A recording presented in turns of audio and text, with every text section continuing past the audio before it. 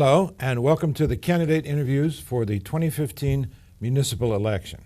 This is brought to you by Citizens for Environmental Balance and taped here in Newburyport's community studio, PortMedia, located on Graff Road.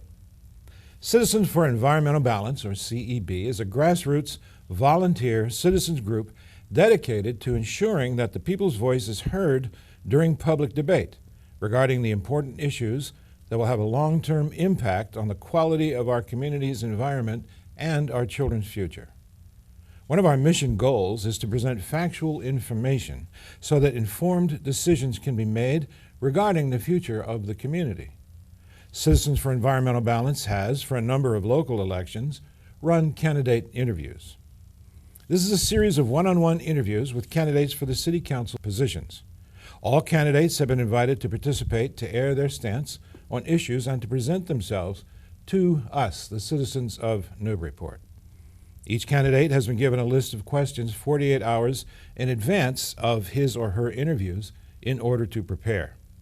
Each candidate shall be asked the same questions. Follow-up questions will be asked as needed, and these will vary. I'm Dennis Chambers. I'm a resident of Federal Street and a registered voter here in the city, and I have essentially formulated these 10 questions. Each candidate's interview will air on the local access channels throughout the remainder of the season. In addition, the interviews will be posted on the internet for those without cable. May the voters be informed. My name is Dennis Chambers. I'm here on behalf of Citizens for Environmental Balance, and we are interviewing Mr. Ted Waldron, who is running for City Council in Ward 1. Welcome, Ted. Nice to have you here. Thanks. Nice to be here. Thank you for your time. Let's jump right in, as it were, and talk about the water and sewer issues on Plum Island particularly, at least in your ward. Sure. Well, I wouldn't say the water and sewer just affects my ward as it does the rest of the city. I mean, there's obviously been a major issue with the water and sewage plant. Everybody in that area, Ward 1, Ward 2, and importantly, tourists that are walking around that area, very often, too often, are smelling obviously the bad odors coming out of that plant that needs to be addressed. It's much sooner rather than later. I know there's a lot of work being done to address that issue.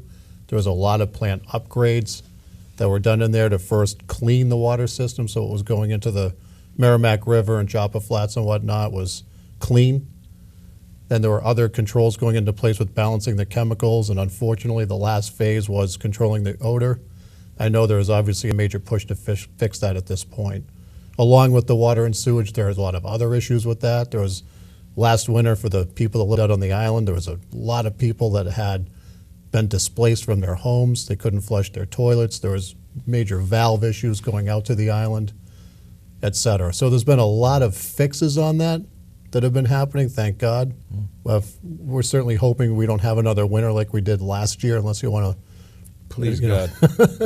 unless you want to be like an Eskimo. But I certainly am still have a little tennis elbow from throwing firewood last year.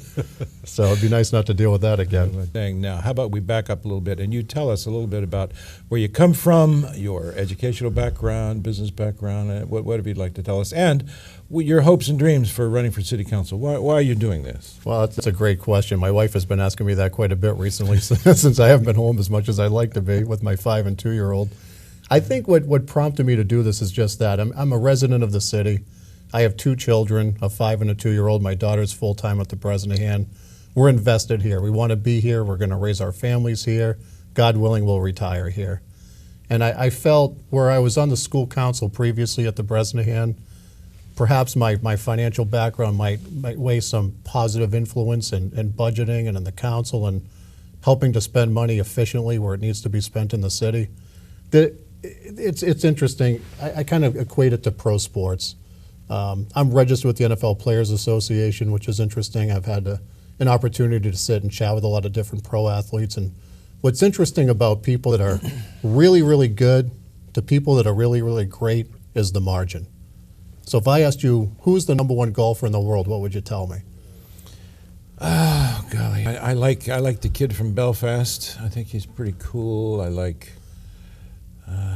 but the difference between the top guy and the next guy is like a half a stroke or something? Half a stroke? What's the difference between the #1 guy and the #10 guy? 2 strokes? Maybe 2 strokes? Yeah. What's the difference in pay? Yeah, millions of dollars. Oh, hundreds of millions of dollars. Yeah. So it's the difference in the margins. I mean, what makes a place go from good to great? What can we do as a collective whole to make this incredible city a great city? It's just the margins. The margins are what? Examples are, let's fix the odor at the sewage plant. Let's make sure the sidewalks are fit for people to walk their children and their dogs on. Let's make sure we maintain our AAA rating. Let's continue to improve our city as a whole. A lot of people, as I've been banging on doors, have asked me, you know, political affiliations, and it's an obvious question, especially at this year where people are gearing up for the presidential election. I don't consider myself a politician. I consider myself a statesman. The difference is I'm trying to give back my time to the community as a charitable endeavor. This is my time. If I can spend my time and my skill set to make this place better, then I feel like I would have done some kind of good. Maybe a sense of duty going So, along yeah, with it. it's giving back. And I feel as Yeah. though if there's so many intellectual people in the city that have so much to offer, I feel like if we can work together, I mean, as I walk around the ward and I meet so many really interesting people and so many intelligent people, I've asked them, put it in writing, send me an email. Tell me what you think, especially people that have been here for a long period of time. If we can collect good ideas and bring it to City Hall and have more of an open forum, perhaps things will improve and get better. Let's talk for just a minute about New England development. These guys seem to be rolling into town now. They're having more of a public appearance, showing up here and there. What's your thoughts about NED? Well, they certainly didn't just roll into town. No, as you no. know. Some years ago, I remember a big meeting about them. They've been around for quite some time, and as you know, they're the largest property owner in the city. Right. Does that make you nervous? Well, unfortunately, there's not much we can do about that. I don't have the money to buy them back out, so we're going to have to live with it. Makes me nervous. I think, you know, needless to say, they want to develop where the marinas are and where the Black Cow and the Michaels Harbor side and everything in between. So I know the city is trying to work closely with the NED to have a development that fits in with our community. We certainly want to keep the waterfront accessible to people, the views accessible to people. We're a port-driven town. We're a city that people love to come and visit. And That's the a great people point. that live here. We are a port. Right? Yeah, the people that live here want to enjoy our community. That's why we're here. So it really has to be done in a format that fits in with our community. Now, I haven't seen what the overall plans are to date. They just haven't been brought out for us to look at yet. I do think it's important to listen to the community. And once we see the plan, we do need to honor the intent of the overlay district on the plans of the NED. What do you see that intent of the overlay district being? Well, the intent of the overlay district is obviously to maintain, again, as we mentioned earlier, a development that fits in with our community. One thing that I had heard from meetings that I had attended previously, this is the most challenging project that the NED has ever undertaken because of the unique nature of our city. That being said, they're still happy to do it, and I'm very interested to see what the overall plans do look like going forward.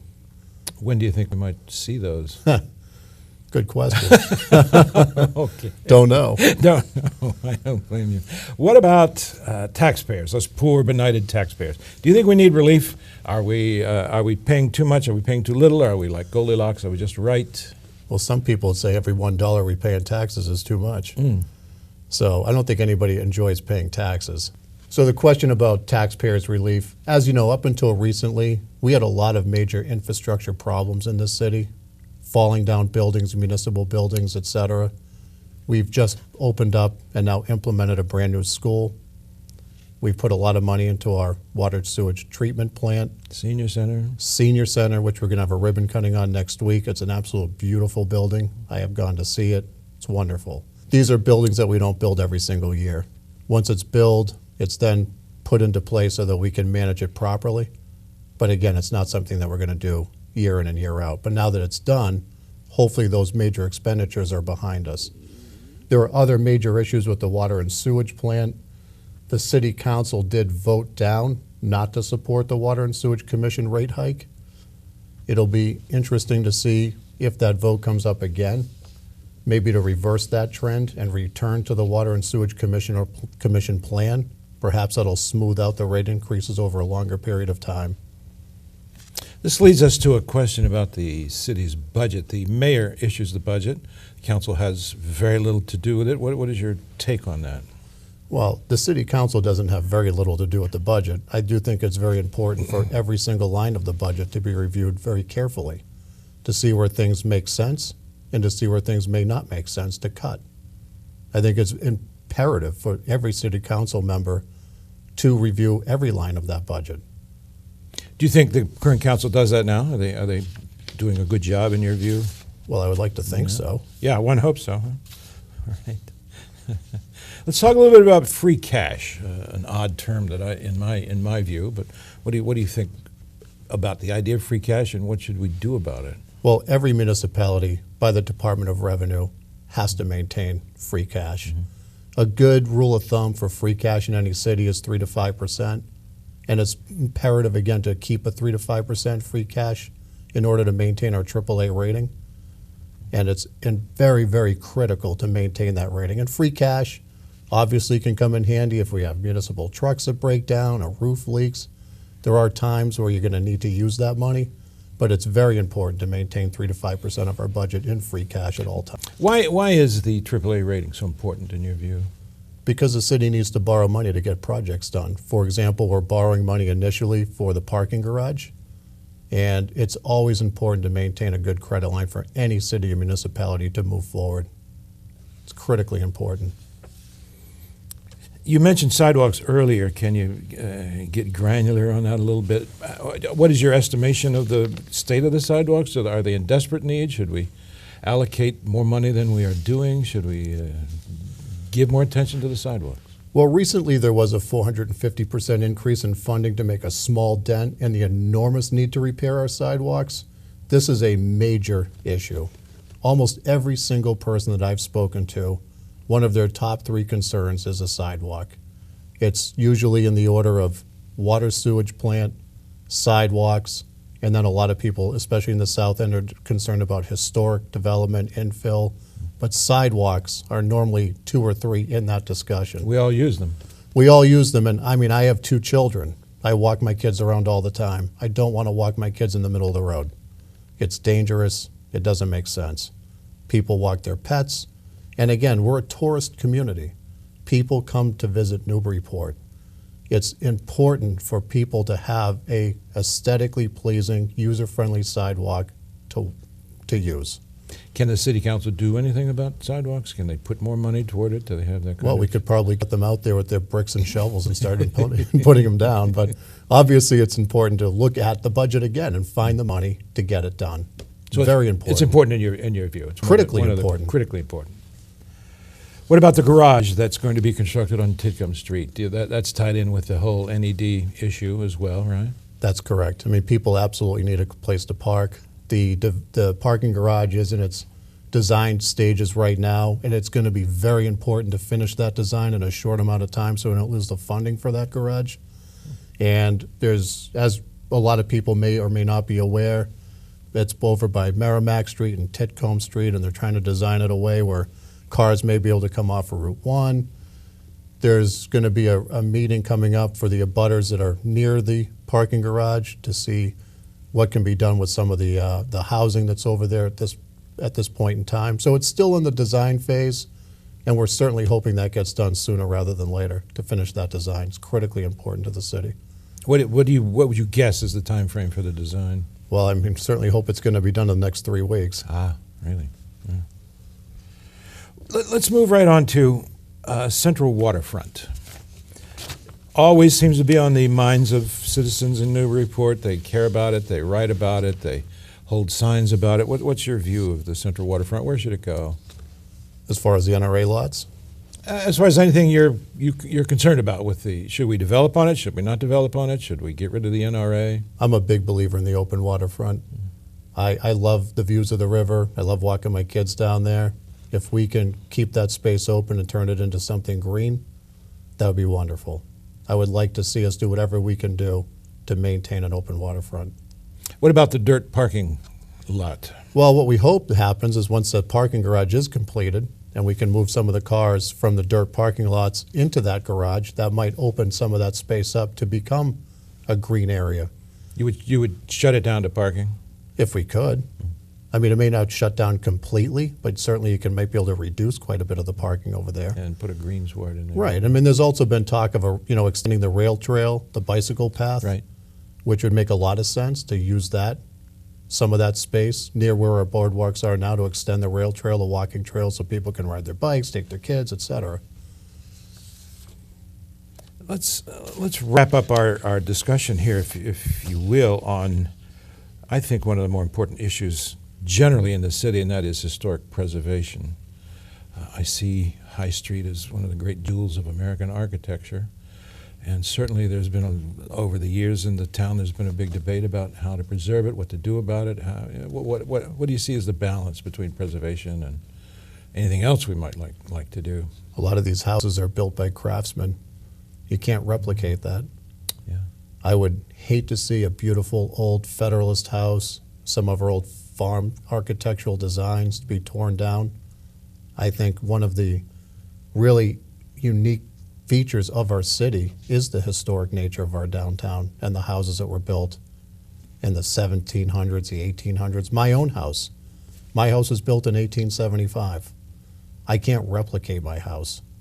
I chose my house because it's such a unique, interesting place to live. Wide pine boards, crown, period molding. It's a wonderful house. And the idea that the great sea captains and their wives lived in those big houses, and just the whole maritime history of Newburyport. Oh, It's tied up in the architecture. Absolutely. I would hate to see that disappear.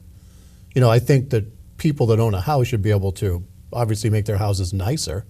There's nothing wrong with remodeling a house, maybe even to some degree building an addition onto your house, but to tear down a house that has that historic motif to it, I don't think it. I would like to see what we can do to maintain the historic architecture of our city. Do you think enough is being done now, or you would like to? I would like to see add more to it? being done. I think there's been a lot of issues with infill development. You've seen a lot of developers go in to an area that's historic in nature, and they're just putting up bigger structures or condominiums, et cetera. So they're within the rules, but it doesn't really fit the historic nature of the city. And I think a lot of that needs to be readdressed. I think it's very important. Let's talk about something that impacts many citizens in the town, and that is the schools. How are we doing at educating our children? I think we're doing a pretty good job at educating our children. There was a large leap forward in building the Bresnahan School, that brand new building. It's a beautiful building. There's a lot more that we can do within the schools. The schools are good. The schools, in my estimation, could be better.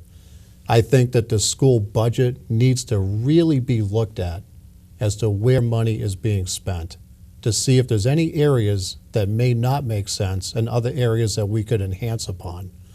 The teacher-student ratio in the high school, I'd like to see that improved. The music program in the high school, I would like to see that enhanced.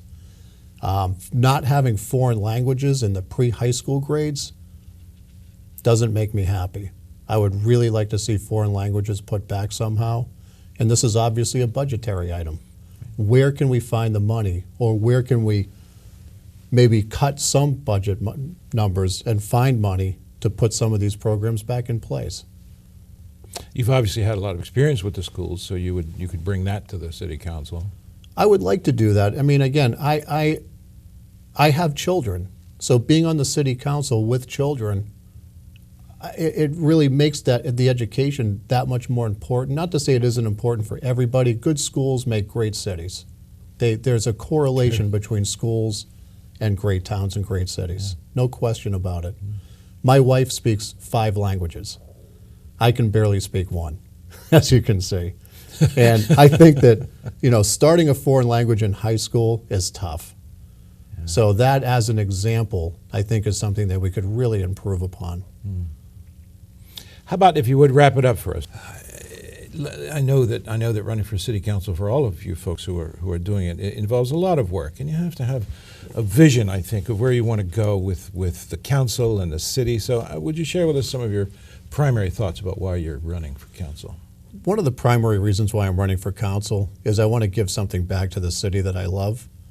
I've lived here since '02. It's not a tremendous long time, but I've grown to love the city and the community.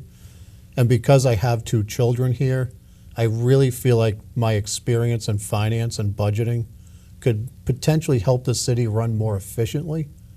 Again, like any household or any business, you work within your certain guidelines of how much money you have coming in. So if you have a certain amount of money, you have a certain amount of expenses, how do we best spend the money so it benefits us as a collective whole? So I've really decided to do this to give my time, to donate my time, to donate my experience, to do what I can to make this place a little bit better. Thanks, Ted. Ted Waldron is running for city council from Ward 1. Thank you very much for your time. Thank you.